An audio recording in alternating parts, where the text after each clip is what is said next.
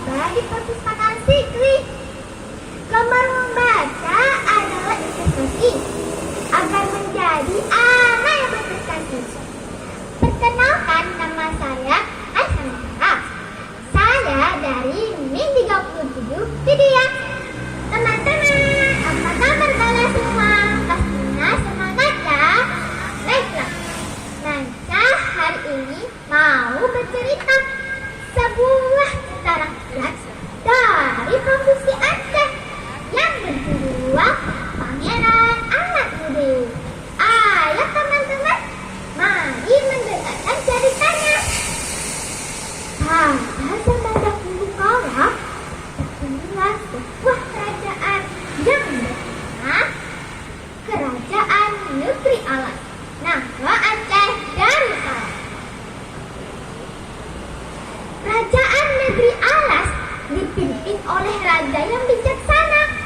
Sang raja tidak memiliki anak, padahal sang raja dan permaisuri berharap cemas ingin memiliki penerus yang dapat memegang tampuk merintah negeri Alas selanjutnya. Meskipun telah lama belum memiliki anak, sang raja dan permaisuri tidak henti-hentinya berdoa agar keenam mereka berkabul. Suatu ketika permaisuri sakit, tubuh sang permaisuri tidak enak badan. Raja memanggil ke istana untuk memeriksa sang permaisuri. Setelah pemeriksaan selesai, tabib istana menjelaskan perihal sakitnya permaisuri. Ternyata keluhan sang permaisuri disebabkan karena beliau sedang mengandung. Selamat kepada baginda permaisuri telah mengandung anak baginda, ujar tabib istana. Mendengar penjelasan tabib istana, mata baginda raja menjadi berbinar. Dia tidak menyangka sekaligus bahagia karena akan memiliki putra yang tepat. Bergegaslah sang raja menghampiri istrinya. Istriku, kau sedang mengandung. Aku sangat bahagia karena akan memiliki putra yang tepat yang dapat meneruskan kerajaanku ini. Seluruh rakyat bersuka-cita mendengarkan kabar gembira tersebut. Sang raja dan permaisuri tidak henti-hentinya mengucapkan rasa syukur atas karya Tuhan yang diberikan kepada mereka. Setelah 9 bulan lamanya, permaisuri akhirnya melahirkan. Sang anak telah menjadikannya anak. Sang anak diberi nama Pangeran Anak Muda. Dia menjadi primadona di kerajaan.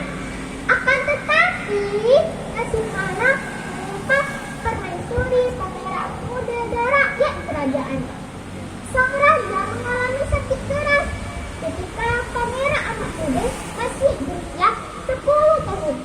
Akhirnya sang raja meninggal dunia. Meninggalnya sang raja memberikan duka yang sangat mendalam bagi rakyat kerajaan maupun keluarga istana. Permasalahan pun timbul ketika memilih siapa yang akan menjadi pengganti sang raja. Melihat Pangeran Anak Muda masih terlalu dini untuk diangkat menjadi raja, akhirnya permaisuri memilih adik sang raja untuk diangkat menjadi raja sementara. Dengan senang hati, paman Pangeran Anak Muda menyambut gembira melihat tersebut. Akhirnya dia diangkat menjadi raja. Apabila Pangeran Anak Muda telah dewasa, maka tampuk merintah akan diberikan pada Pangeran Anak Muda. Waktu akhirnya berlalu. Sang paman memiliki keinginan jahat untuk menguasai kerajaan. Dia tidak mau jika kekuasaannya diberikan kepada Pangeran Anak Muda. Dia telah dewasa. Perlahan dia tidak mau memperhatikan kesejahteraan mereka berdua lagi. Suatu ketika sang paman memiliki rencana yang sangat jahat. Dia berencana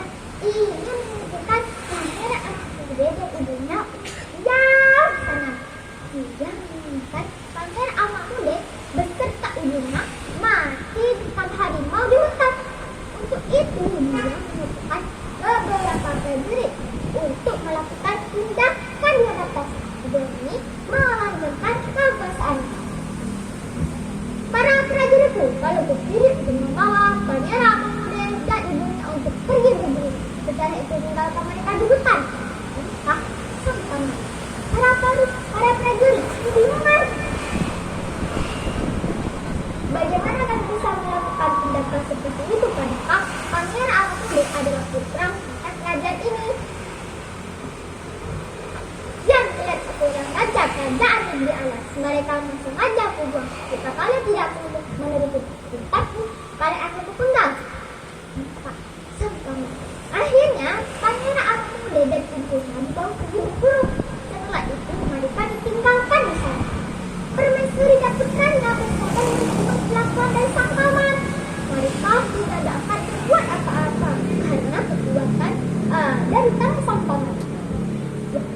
Waktu akhirnya berlalu. Mereka menerima kenyataan pahit. Mereka tetap tinggal di hutan dengan cara mengumpulkan beberapa makanan seperti buah-buahan. Pangeran Amakmaude tumbuh menjadi anak yang dewasa dan tidak manja. Dia tetap bantu ibunya untuk bertahan hidup. Maka ketika Pangeran Amakmaude sudah makan di hutan dan menemukan sungai yang memiliki air yang jernih. Sungai tersebut memiliki banyak ikan. Apa tanggapannya? Pangeran Amakmaude mengapa dibutuhkan tinggal bersama dan mengapa ikan di sungai itu. Banyak ikan didapat oleh Pangeran Amakmaude dengan ranting yang dia pergunakan. Ikan-ikan tersebut dibawanya ke rumah untuk berenang. Assalamualaikum, Dokter. Waalaikumsalam. Aku sedang membawa apa? Ibu, aku membawa ikan-ikan ini. Aku baru saja menangkapnya di sungai hutan.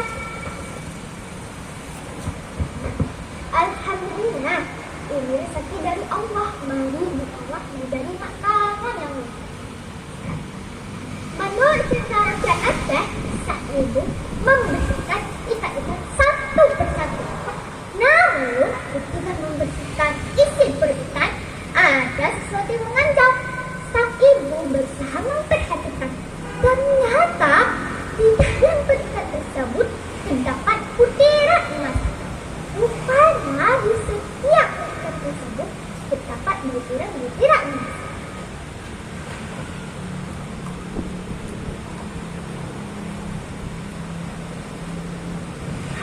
Ada apa ini?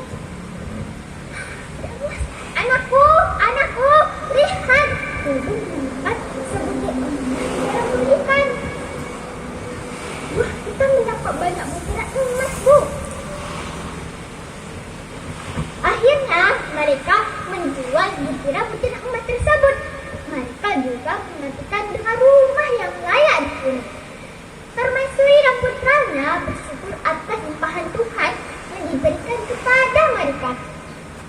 Ketika Pangeran Amakmaude sedang memancing, perihal yang sama juga mereka temukan. Di dalam perut ikan tersebut terdapat butiran emas. Akhirnya mereka menjadi gaya.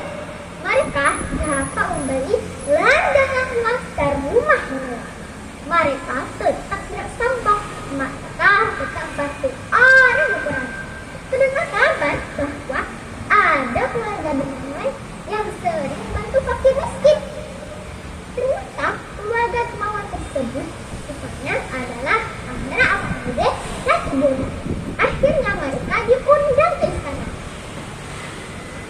Pangeran Amakmaude kokoh dengan sang aku tahu sudah saatnya engkau menggantikan posisiku sebagai seorang raja. Namun tidak semudah itu. Engkau harus mengambil kata gadis yang terletak di pulau kecil di tengah samudra. Jika engkau sanggup dan membawa ke istana, maka kerajaan ini berhak dengan. Baiklah, paman, aku mengerti. Baiklah, dari sekarang engkau dipersilakan untuk mengambil kapan dan waktu. Pangeran Amakmaude bergegas pergi ke pulau kecil itu. Namun, di dalam hati sang paman, dia berniat ingin mencerminkan Pangeran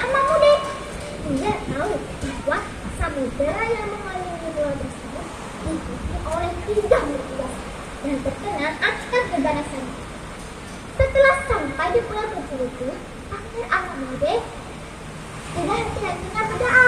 Kemudian nah 3 makhluk tersebut yang menyerupai ikan besar, buaya, dan naga. Hai anak muda, berani-beraninya kau melewati dari apakah malammu? Hanya seekor ikan besar. Pangeran Alamode terkejut. Dia tidak menyangka apa yang ada di hadapannya. Dengan kuat tersengal, dia berusaha menjawab pertanyaan dari sisi dia. Aku ada Pangeran Alamode. Aku kesini untuk menangkap kelapa gading itu. Pangeran Alamode, jadi engkau adalah anak dari penguasa kerajaan di bumi alas? Hanya seekor buaya.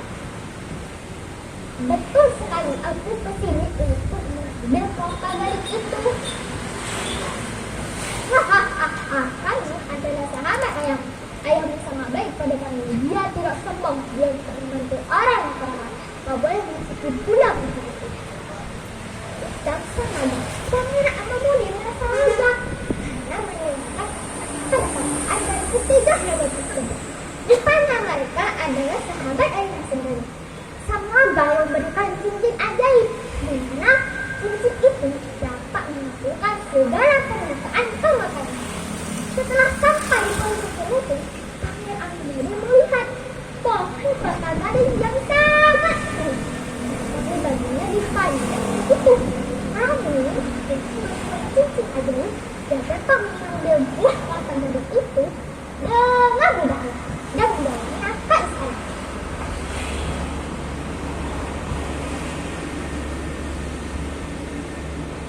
Sang paman tersebut juga tidak menyangka apa yang ada di hadapan. Pangeran Alamode yang kau telah berhasil mengambil kelapa gading itu dan membawanya ke istana. Aku mematuhi perjanjian. Kau berhak menjadi raja di kerajaan negeri alam.